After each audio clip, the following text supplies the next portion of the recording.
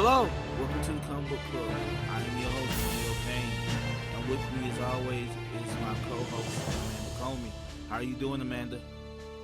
I am awake and ready to talk about Batman forever and ever and ever. You ready to talk about the Batmans? Yep. Okay, so today we are Okay, so technically we are doing two reviews. We're gonna give a few minutes to the Brian Azzarello. No, we're not.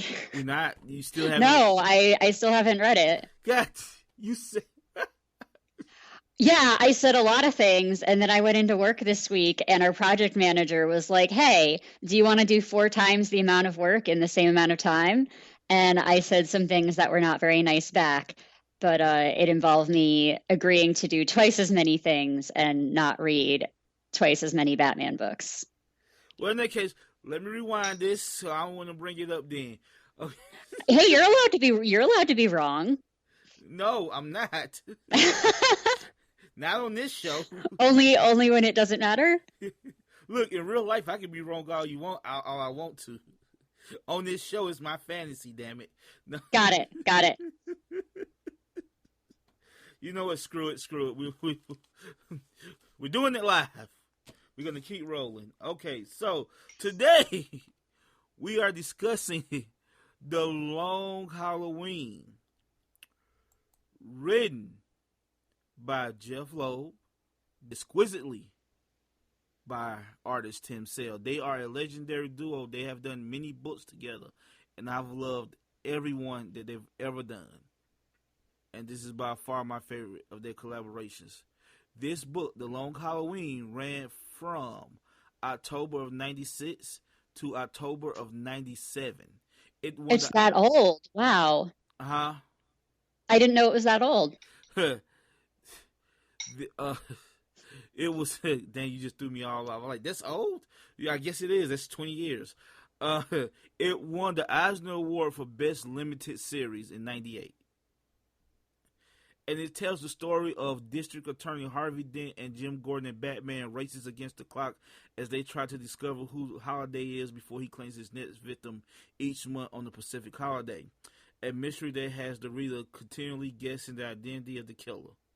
So that's what we're reading today. Now, Amanda, I've been looking forward to this because, like I said, this is heads and shoulders. And I love Batman in general. Batman and Spider-Man are my two favorite heroes. But this is a head and shoulders above my favorite Batman story. So, Amanda, what did you think of The Long Halloween? I really liked it. Okay. I will say that there's one or two genres of story in general that I don't like. And one of them is like mafia gangster stories. Okay. Any particular reason why? I think it's maybe because I don't care about a bunch of old men trying to launder their money.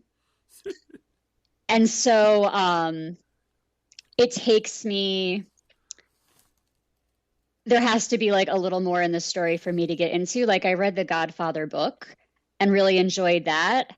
And after I read the books, the movie was better. But I would say the movie is I've read that book. That book goes into some weird.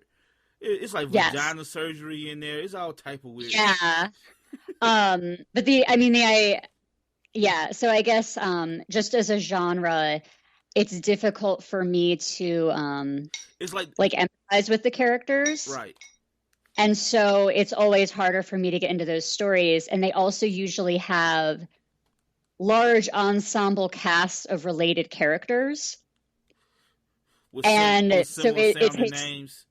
Yeah, it takes a little, I'm like, all right, so which angry white man is this? I don't know. They all look the same to me.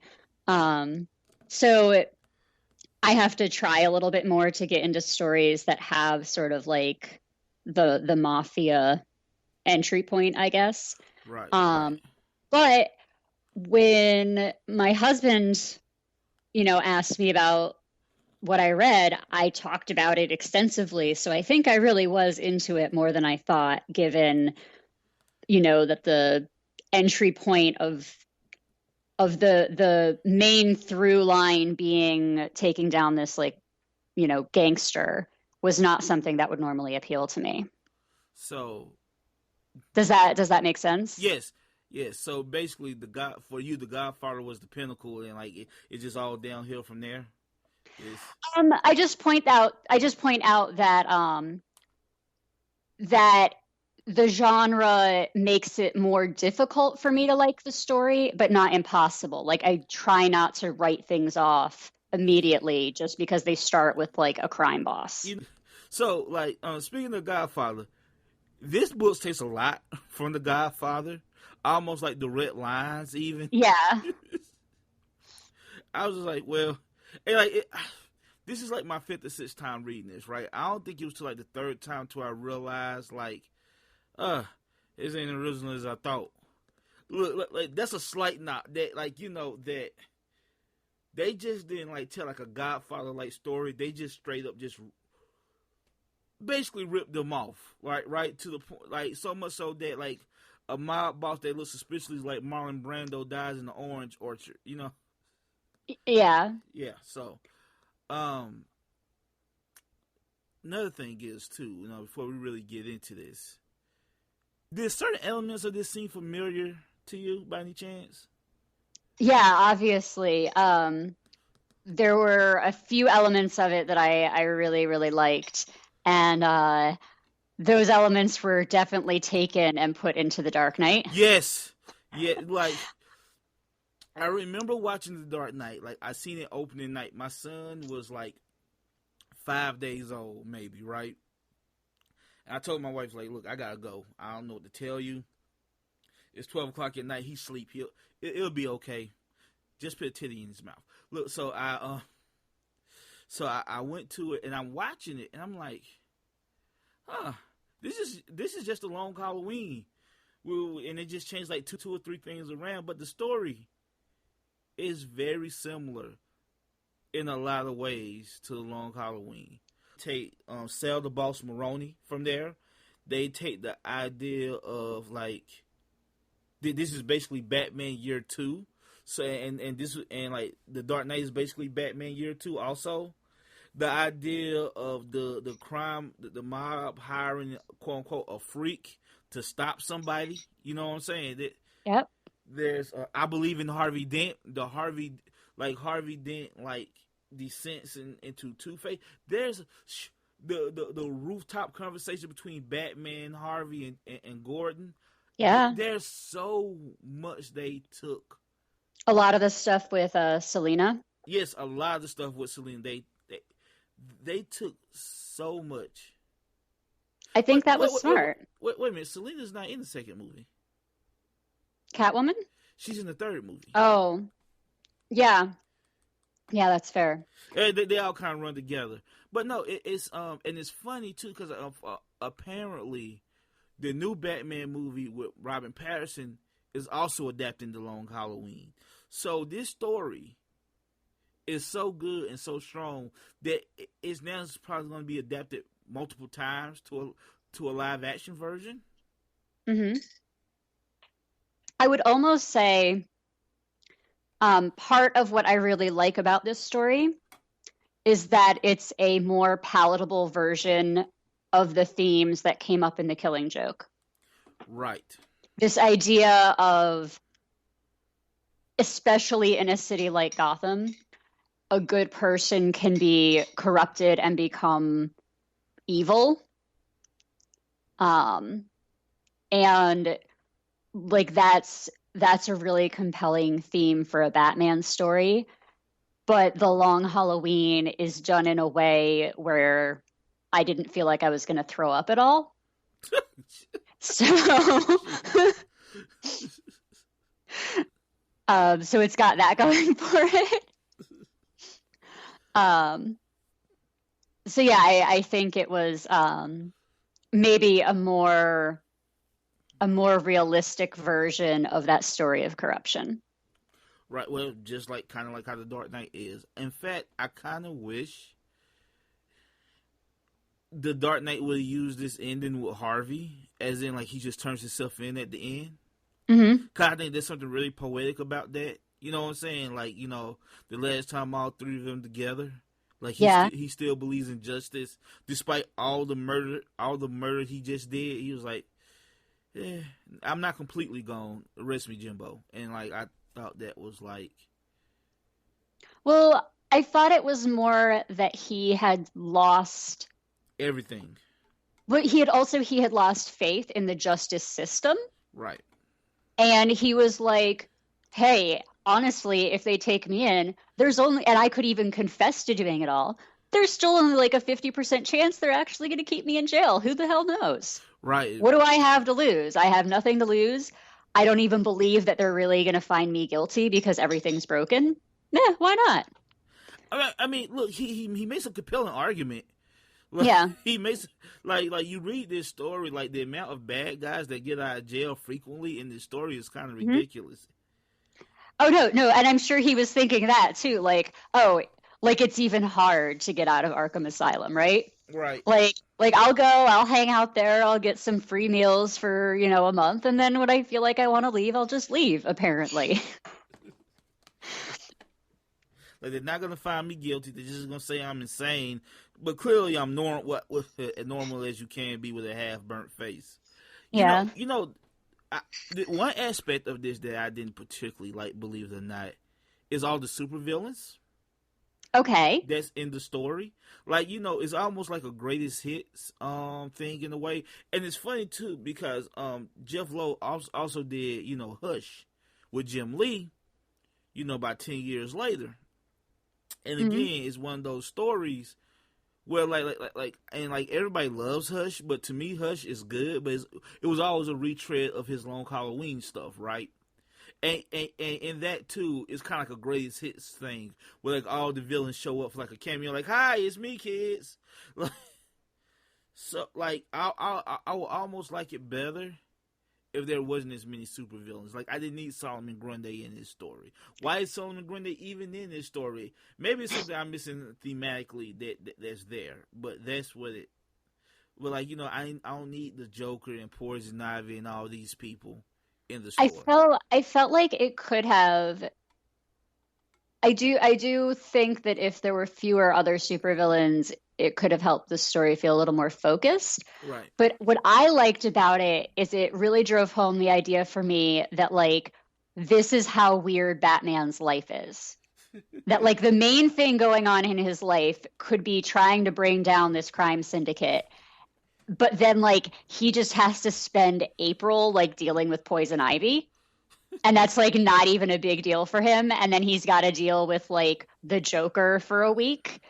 And it's just I found that to be like really sort of like mentally bizarre. Like Batman keeps trying to be like a real adult, like a real force for good in the city, and he just has to deal with all of this weird crap going on. Well, the best way I put it is, I belong to, like, on Facebook. I always talk about all the groups I'm in, and most of them are predominantly black, a lot of nerds, right? And there's one meme within all these black nerd groups that they like to push around is the fact that, like, Batman causes more harm to the city than he does good. And like, instead of, all that dumb woke shit they say, like, if he invests money into the city, instead of on stuff and beating up the poor, maybe Gotham would be so bad. I'm like, no. If you ever read a Batman comic, Batman has invested billions into that city. Unfortunately, there's always an asshole dressed in question marks blowing it up. Yeah. It's hard to invest in the city when there's like. He was like hypnotized for like a month. Yeah. Like, as one does, He just spends spring literally under a spell. Like, what is he supposed to do? You can't. Did Alfred not notice? Where the hell was Alfred? You know what? I thought the same damn thing. Like, yeah. Like, what is he supposed to do? Like, look, there's only so much stuff you can do legally at that point. You could build all the buildings and build up together all you want to, but if somebody come and if somebody got the power over plants, you may have to dress up as a bat and punch it. That's all I'm saying. Like, but no, it does work in this sense, right? Harvey Dent turning into Two-Face, it actually, in a poetic way, signals like a changing of the guard within the city. Like, there's no more crime bosses. The freaks run this town now. Yeah. You know what I'm saying? Like we run this. Like there's no more this organized crime crap. Not in a traditional sense. Now it's us. We Maroney is dead. Carmine is dead. Like, it's us now. And Harvey was the catalyst of that because apparently he's the smartest of them all to bring them all together, at least for a little while. Now, what do you think about the art in this? I needed a little bit of an adjustment to sort of get into the style. Really? Just a little bit. And like I was saying before, you kind of meet a whole bunch of characters really fast, right, at the beginning, and I was like, they all kind of look the same. I don't really care. But I want to say that by like 15 to 20 pages in, I had like picked it up, and I was reading very fast. Yes, for 13 issues, it's a very fast book. Yeah. So I think the art was really excellent, and I love how I love the color palette. Yes. That was it Wright? The Gregory Wright was doing the colors. I love the color palette. I loved that the holiday murders specifically were black and white. Mm-hmm.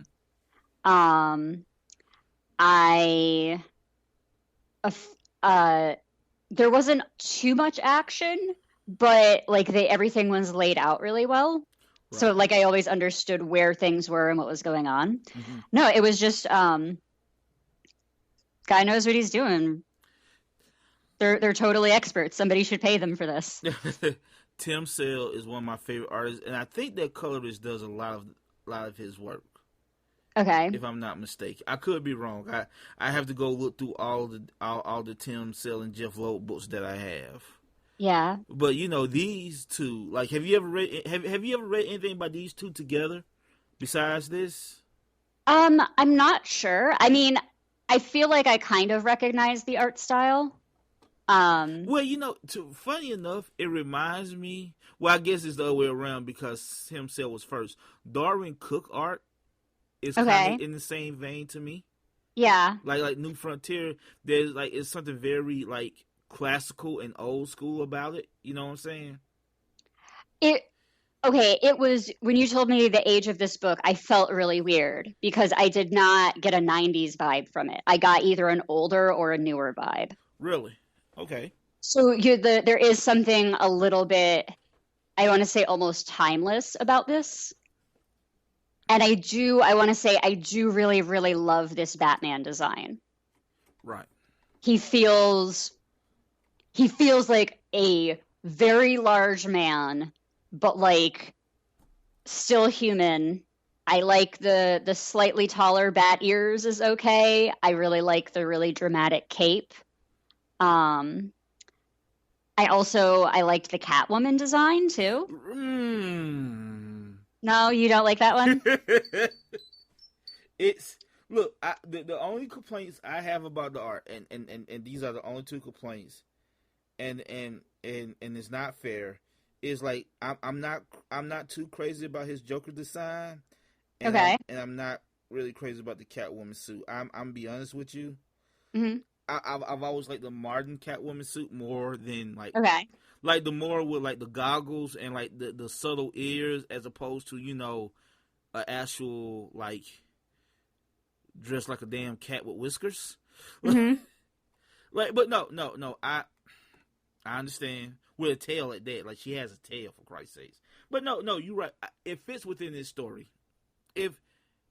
But those are just those are subjective and those are like design choices. Yeah. Yeah. Well, and I also like if this were an entire book of just Joker or Cat, like those were good designs for cameos. Right. Like the Joker, the design, the problem with his is like too many teeth. I think that's like yeah, it's a very toothy Joker. It is so toothy.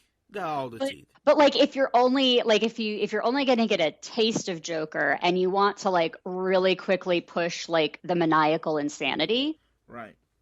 I think the toothiness helps in that small dose. Okay. Okay. Okay.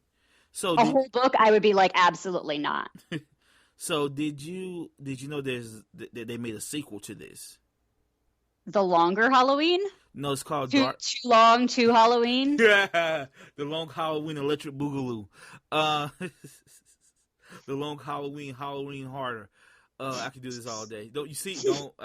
We're going off topic. No, that a year later they did Dark Victory, which was also 13 issues, and it actually has the origin of Robin in it, which is also really good. And at some point we're going to read it. But this is all I'm telling you. If you like this version of Catwoman, they actually did a sequel series just about Catwoman, these two. Okay. So, if you ever want to read it, there it goes. But at some point, my plan is to get through all of this because, like, I love this version of Batman. I'm gonna say this: DC is really good at these type of books, Yeah. More than Marvel is. DC, like, it seems like DC has a mandate, right? Because this is in continuity. All these books are technically in continuity, but they're their own thing. Like, it seems DC make these type of books to be timeless on purpose, right? You know what I'm saying? It seems like they try to make these books timeless. They're like, all right, we just gonna tell a timeless tale. That's what it feels like, and they seem to do that often. Yeah. Do you understand what I'm saying? Do that Oh, make no, sense? yeah, I've definitely heard that before, that a lot of people say that DC is making mythologies Right. and Marvel's just telling stories. Yeah, and like this feels like mythology. This feels like it's a This feels like Sandman. yes. This feels like, and like I totally feel like this Batman could fall asleep at night and Morpheus would show up. Well, and I've always said that about, like, it's weird because like Marvel is the more realistic of the Hmm. two companies, as realistic as you can be, right? Yeah. You know what I'm saying? But it seems DC is more willing to take a risk with their characters and what their characters do a lot of times. Right.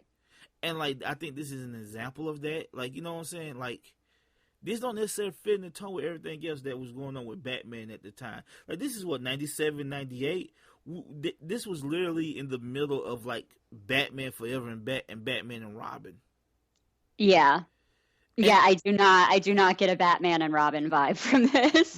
but if you read like a Marvel comic, you know what I'm saying? It doesn't. It's not like the movies. I want to make that clear. It's not like a movie, but it feels like it has that similar tone, like quippy and all that shit. You know, like Marvel like comics have become real quippy. It have become MCU like in its tone in a bit. Yeah.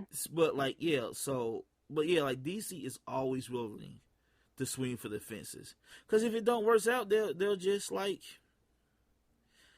they'll erase it. Like, you know what I'm saying? They're really good at keeping it. They're really good at keeping it what works and what doesn't. So, let's see. What else can we talk about? I did have one more Catwoman thing. Okay, go ahead. Go ahead. Talk about Catwoman all you want.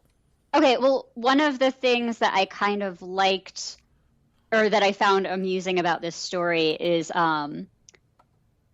that Bruce Wayne and Selena Kyle are dating. Yeah.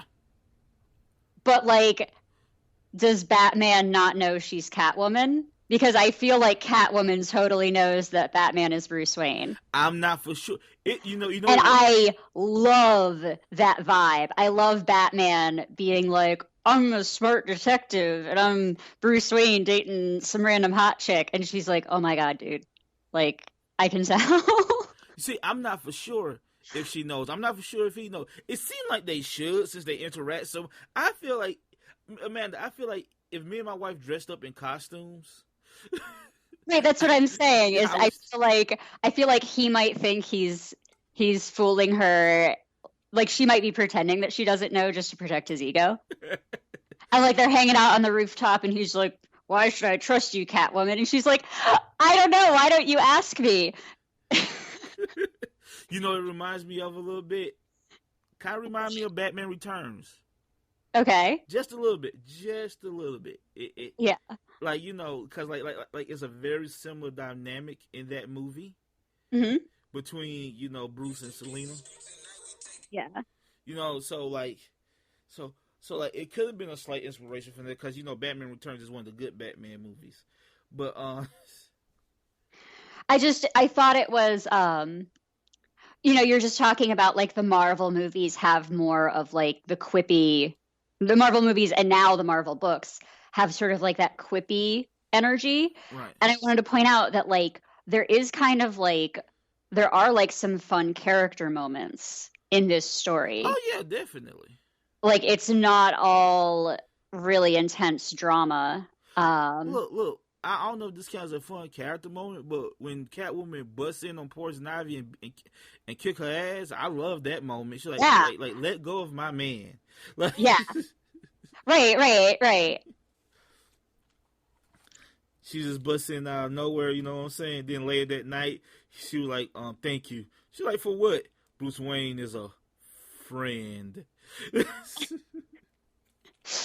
Yeah, I also kind of got a vibe in that scene that Catwoman was like, "Oh my God, Poison Ivy again!"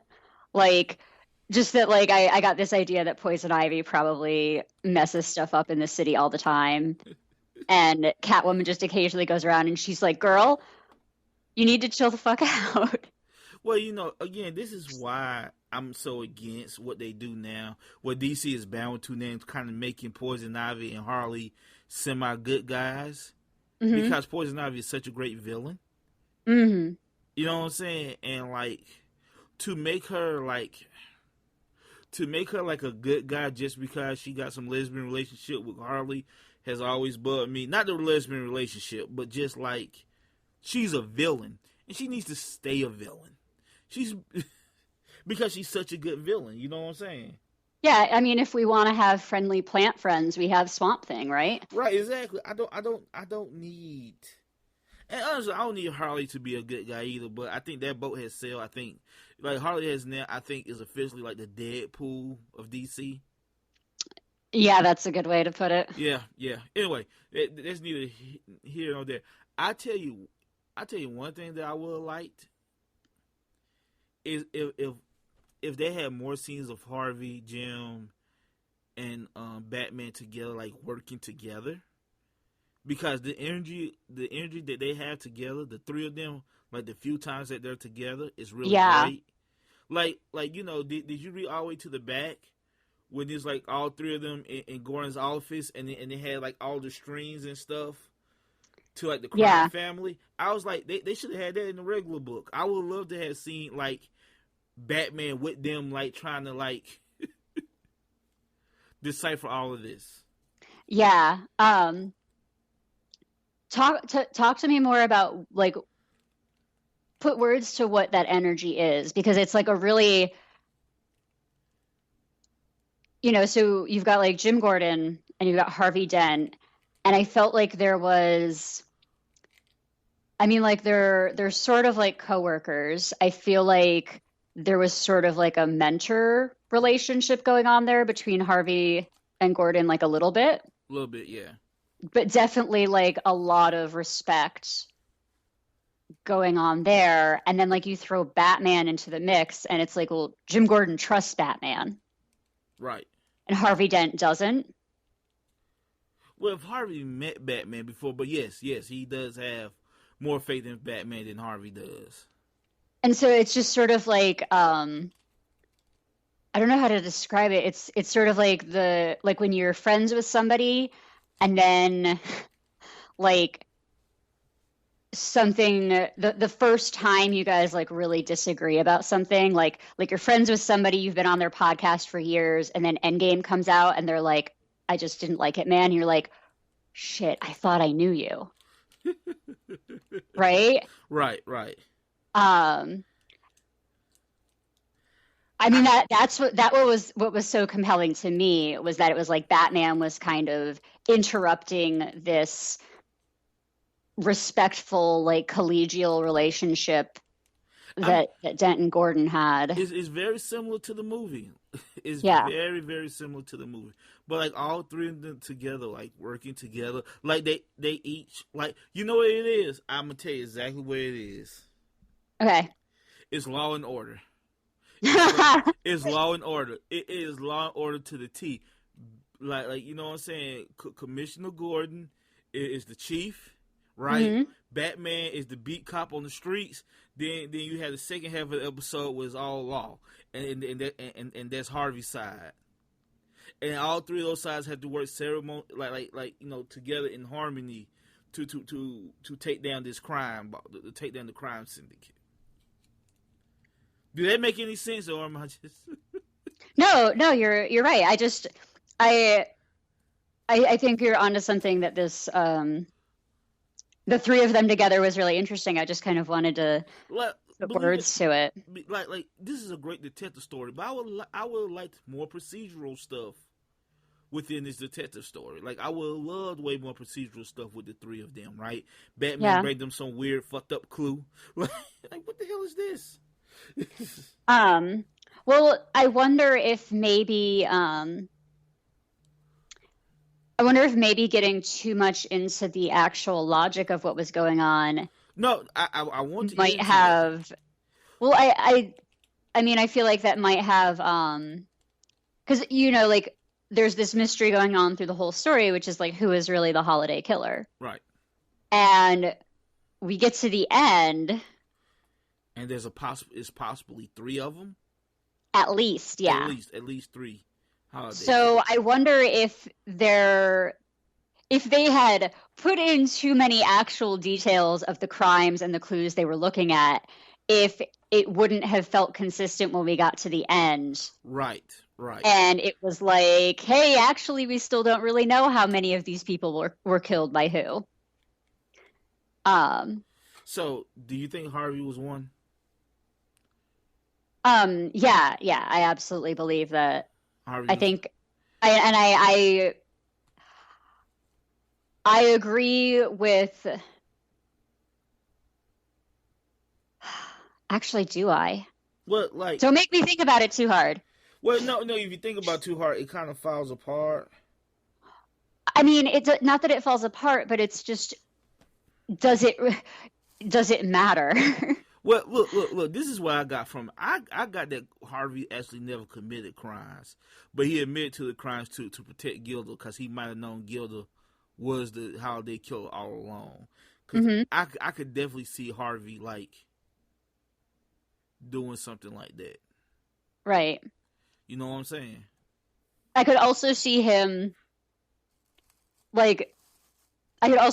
acknowledging that he's like now so far gone that it almost doesn't matter if he really killed them or not, because he wanted to. Right, and like going forward, he wants to be that guy. And like from his point of view, he was like maybe nobody would convict him harshly because you know he was killing scum, basically. You know what I'm saying? Mm-hmm. But like, it's a weird ending. It almost feel like they didn't know how to end it, and I could be wrong. Well, and that's why I was saying, I was like, if they had actually thought through all of the crime details they would have needed to be able to put together the mystery. Like, they obviously, like, that's not where they were investing their energy in the story. They were putting it somewhere else. Right. So I agree. I would love another story, maybe the prequel to this, where we get that energy from Gordon, Harvey Dent, and Batman. Well, the prequel to this is year 1. Okay. Because this is technically supposed to be Batman year 2, and Dark Victory is like Batman year 3. Okay. But no, you're right. I will, like I said, it would be interesting. I would totally read it. I just, for me, you know, like you get to the end and you're like, well, I never could have seen that coming because you literally didn't include any of that information in the story. Thanks. But is that fair though? Is that fair? Well, you know what though, they did drop clues, right? Like Calendar Man, right? He kept saying he or she, and the Riddler deducted that like a 22 is perfect for a woman, because it's not that strong. So, so yeah, I don't know what to like. Shit was like, who was not Carmine? What was his son name? Alberto? Yeah. Was he ever the holiday killer besides the last death? Like, I don't know, man. I don't know. it's all you know. It seems like it's that thing of like, no matter what answer they came up with, wouldn't have been good enough, so they just left it ambiguous. Like, Yeah. you know what? I also kind of like one of my favorite things about human psychology is that we want to find patterns and meaning anywhere. I also kind of like the idea that there are just enough murders in Gotham that, like, of course, people are going to be killed every holiday. And that they're just sort of like the reason that we don't have a consistent holiday killer is because they just couldn't actually figure out who they killed each holiday. They just picked like, oh well, I think this is the guy that the holiday killer killed on, St. Patrick's Day. And it's like, maybe it wasn't. Maybe it was one of the other 10 murders that happened in Gotham on that day. Um, So much but murder it's in just Gotham. right. Like that it's just like so normal for this to happen that, the pattern that emerges is actually telling us more about Batman and the I almost said Baltimore, the Gotham police. Um, What's the difference? I'm sorry. I shouldn't have said that. My bad. I didn't mean to insult you to say that. oh, no, I totally view Gotham as like 50% Chicago, 50% Baltimore. You know what? Can I go on the side for a second? Sure. Gotham is not Chicago. There's a Christopher Nolan thing. I don't know why he envisioned Gotham as Chicago. Gotham, in my mind, Hmm. has always been like New York or New Jersey, right? Okay. Metropolis has always been like Chicago to me. Interesting. Because of the architecture, right? The architecture in Gotham is very gothic, right? It's a very old. It's supposed to be a very old city, right? It's very old, gargoyles everywhere, kind of like New York or New Jersey or like somewhere within that area, right? Metropolis has always been like more Art Deco, more modern, taller, like tall buildings, more modern Art Deco type. Like from the 30s and 40s, like Al Capone. Like within the comments, those architectures have always been sort of kind of consistent with each other. Hmm. So I've always seen Metropolis as like a Chicago because of the Art Deco, and like Gotham as New York or in that area because of like all of the Gothic architecture. But you know what? That's just me. But I feel like the Chicago thing didn't come along to Christopher Nolan because he filmed all 3 movies in Chicago. I think so I lived in Chicago. Okay. Um there are definitely you're definitely onto something with the Art Deco downtown. But Chicago is also a lot of Gothic architecture. Okay. Um I think, but I definitely, you're right. Like I think Superman, and I definitely think more like Shot. like the Daily Planet is like a 40s Art Deco skyscraper, obviously. Right. Like I think the building that I imagine as the Daily Planet is a building from Chicago. Um, but the actual newspaper building in Chicago, the Wrigley building, totally has all sorts of weird flying buttresses and like extra curly cues and stuff on it, which is totally Batman. I think the reason that I pick up on the Chicago as Gotham vibe more has to do with like New York City in a lot of stories is sort of like a beacon of hope or opportunity. Mm. And Chicago is very much sort of like a resigned to be cold and windy for most of the year. Okay. Like living in Chicago, it really felt like the week before Halloween for most of the year. All right.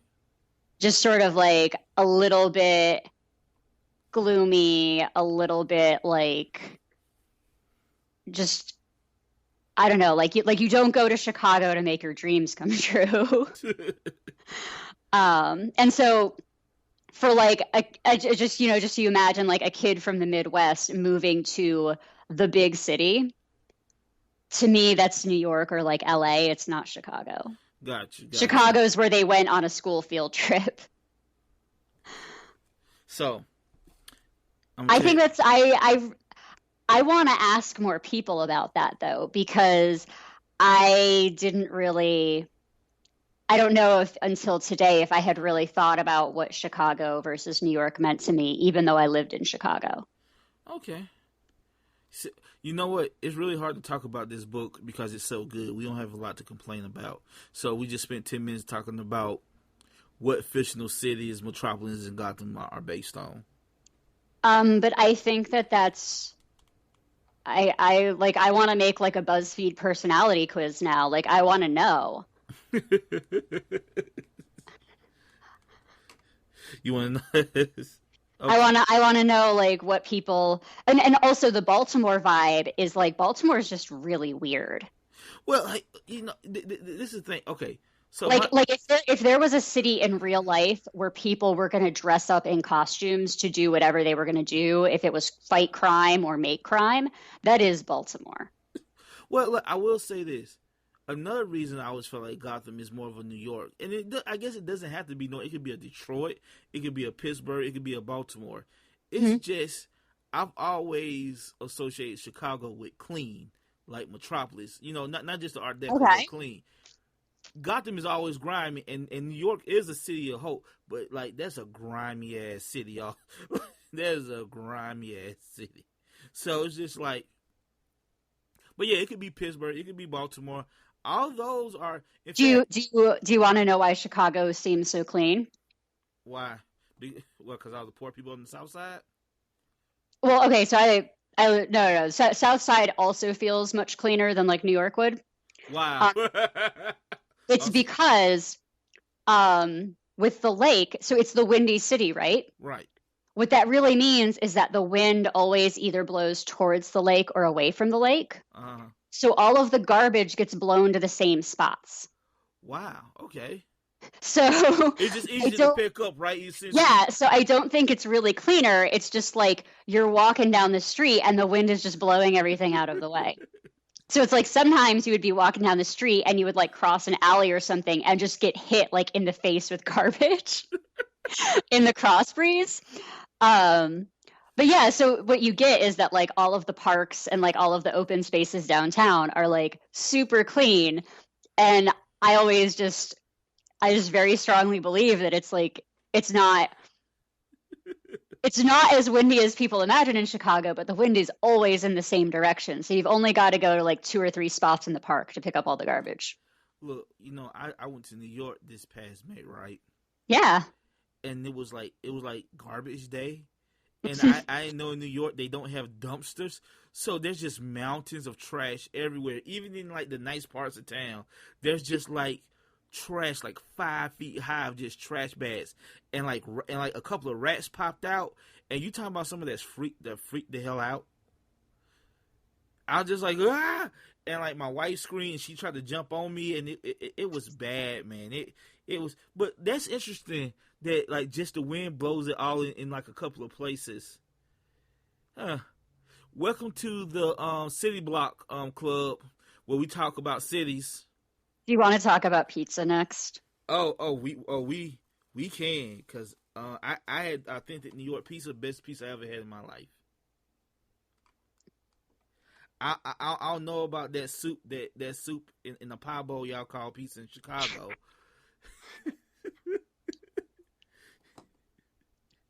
All right. I agree. No. I agree that when you think pizza, the best thing that you think, like the thing that matches what you're thinking of, is the stuff that comes from New York. Right. But Chicago has a very great many variety of pizza-themed entrees. That is what I would call a Chicago deep dish pizza. Okay. Is very good. There are definitely times where I would much rather have like a Giordano's deep dish spinach pizza, or even the Chicago thin crust You, is really crispy. you know what? That. I mean, that's what you put in like pies, right? Just anything like apples, spinach. It doesn't matter. They don't make it pizza.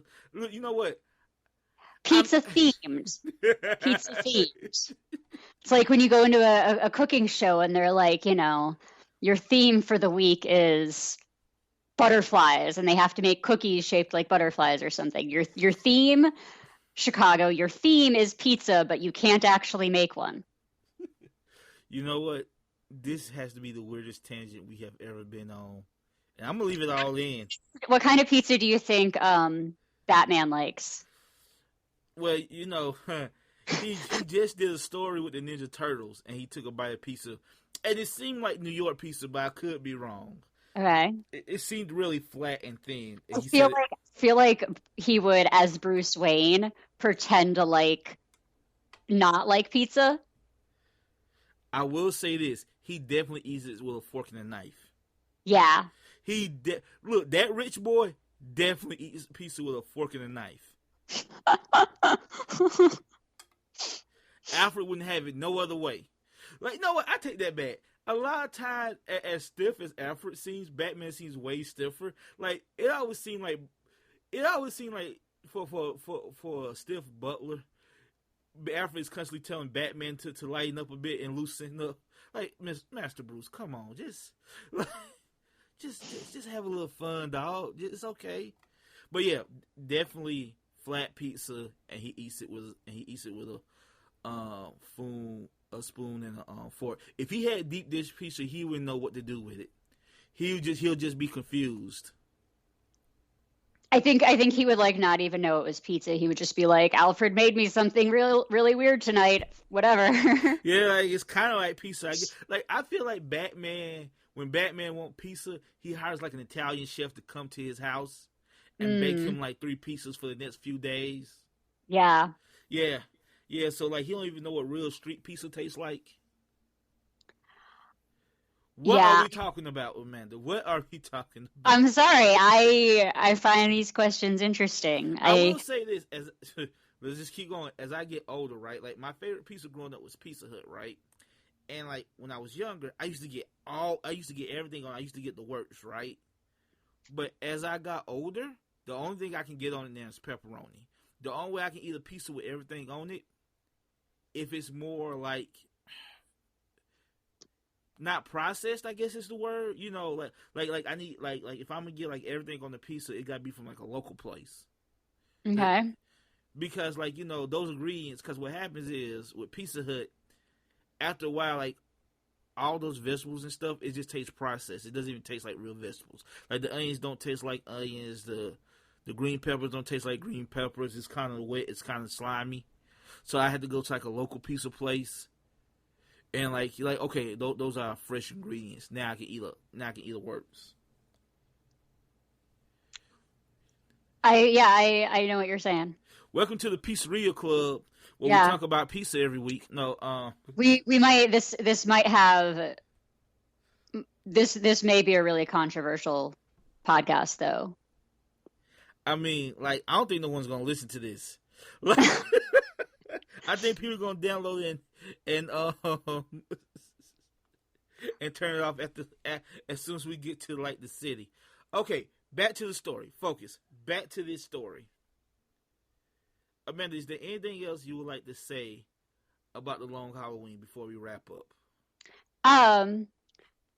So we read another Batman story earlier this year. Was it White Knight? Yes, it is. Okay, and when we had read that one, it was very clear that it was sort of like hey, did you watch the cartoons in the 90s? You could just pick this book up and read it.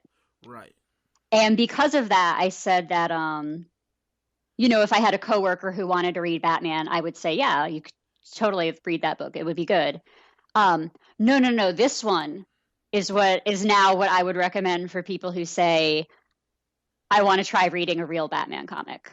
And it doesn't require, just having watched the cartoons in the 90s is plenty to jump into this book and understand what's going on. Having seen the Nolan Batman movies is perfect. You'll understand what's going on.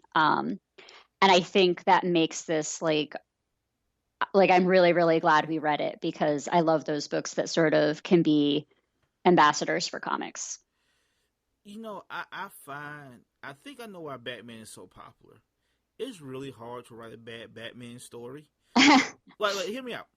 Because even like a mediocre Batman story is still pretty good. Because if you really can't think of nothing, you can just make it a detective story. And detective stories, by their nature, in my opinion, are always inherently like interesting. So like you can have like if you don't know what to do, you can have a couple of stories about Batman just searching for a serial killer Yeah. or a kidnapped child, and you be just as engrossed as if he was fighting like the Riddler or the Joker, because at his core he is a detective. So it's really easy, not easy. I don't want to say it's easy, but it seems to be really like it's hard to mess Batman up. You really have to try to screw up a Batman story. Okay. That's all. That's all I want to say. I feel like that's a dare. Like I feel like I could screw up a Batman story. You feel like you screw up a Batman story? I could. I mean, first thing he does is he goes and he orders the wrong kind of pizza. First, no. The second thing he does is he put on a suit with nipples on it and a giant cod piece, and then he go talk to Mr. Freeze, who has nothing but terrible freeze puns. I think I could do worse than that if I tried. You think you can do it? You know, I'm smelling like a idea for a special episode. I think somewhere like in the future, I'm gonna suggest you to the torture of those movies, and we're gonna discuss them. Hey, I have room in my heart for loving the absurdity of those movies. You know what? I have room in my heart for Batman Forever because I think Jim Carrey is great in it. But Yeah. the problem is, Jim Carrey is the only thing that's great in that movie. But I digress. You know what? They need to do the Riddler again. Why have they did the Riddler again in the movie? I don't get it. He's such a good villain. He's such a damn good villain. Like the premise like builds itself. Like it's a whole movie where Batman gotta solve riddles against a time clock or some shit. Anyway, Amanda, I know you just said it, but would you recommend this book? Yeah, absolutely. I definitely would recommend this book, and I feel like I'm missing something. And now, like, there's so much to say about this book, and I could be here like another hour talking about it. I know you don't like the crime bosses, but I think they're all really good. And I think in some cases they are even sympathetic. Like when Sal, like, father dies, and he like and he's holding like his dead body like in the orange like garden. Yeah. I thought that was a really powerful moment. I thought that was really well drawn. Like they gave that a whole splash page to itself. Oh no. The crime family part was done well enough that I was able to get over myself Right. and get into it. Yeah, that's all of that conditional, introduction I gave to the book was just to say that it was done well enough that I got over it. Okay. And like, yeah. So I think that will wrap up this episode. Amanda, do you know what we're reading in a couple of weeks? I heard a rumor that we were gonna do Dark Phoenix stuff. We are doing Dark Phoenix stuff. That's right, people. Next week, well, a couple of weeks from now, we are reading, in my opinion, the greatest Marvel story ever told. The hell with the Infinity Gauntlet story. The Dark Phoenix is the absolute best, in my opinion, Marvel has ever done for a story. And then after that, we're doing a special episode on all the adaptations, which I still haven't finalized and I really need to get on to. But next week, yes, we are reading the classic Dark Phoenix story. Now, Amanda, if people want to reach out to us and tell us which one they think, which city they think is Metropolis and Gotham, or what's their favorite piece, where can they reach us? So we're on Twitter as the Comic Book Club 52. Right. And they can email us, comicbookclub52@gmail.com. We are on Facebook as the Comic Book Club, which makes it easy to share episodes. And you can also, I'm on Twitter as Hermission Cat. And we've gotten 1 or 2 recommendations for books that way also. So yeah, we're around.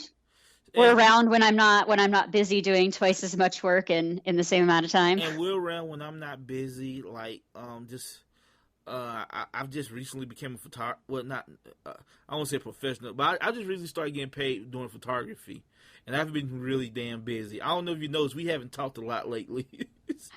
Everybody's this is a crazy month. I feel like everybody's doing everything for October. And look, and one more thing. I know this is supposed to end. I just want to say this to our listeners. You know, when we started this show, we really made like a mandate not to do a lot of mainstream stuff. And I know lately we've been doing a lot of mainstream stuff, and that'll probably continue for the rest of the year. But trust me, at the top of this year, we're going back to more of our indie roots for a while. But you know, so if you want, because like I actually made an announcement for this on Facebook, and someone said, "Why are you doing the Killing Joke?" Everybody knows the Killing Joke, and like, you know, I just kind of rolled my eyes, like, of course I'm doing the Killing Joke because people are listening to that asshole. But it did have me thinking. We have done a lot of popular stuff lately, and we'll continue to do popular stuff for the next, you know, month and a half until January. But at the beginning of the year, we're going back to more independent comics for a while. Well, we're doing popular stuff in an unpopular way, right? We're reading The Long Halloween and talking about pizza, so...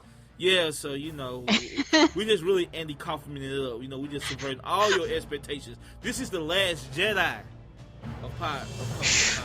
All right, it's over. It's done. Shut it down. Yep, see you later. See you in a couple weeks' time. Bye. Bye.